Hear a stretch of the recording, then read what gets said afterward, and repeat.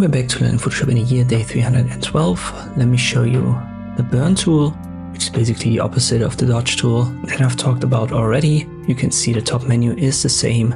We can set the brush right here, then range for highlights, midtones, and shadows. Exposure is the intensity. Let me go over this example yet again. First, the highlights right here, exposure is 50%. And you can see this darkens now. So as I've said, it's the opposite of the dodge tool, which brightens up these areas. In this case, only the highlights, so the brightest parts will get darkened.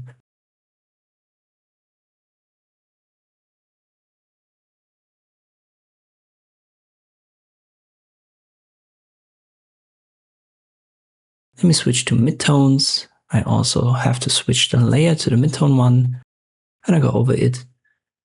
And you can see this looks now way darker, even if we compare it to the highlights that I've already darkened. And especially it targets the midtones.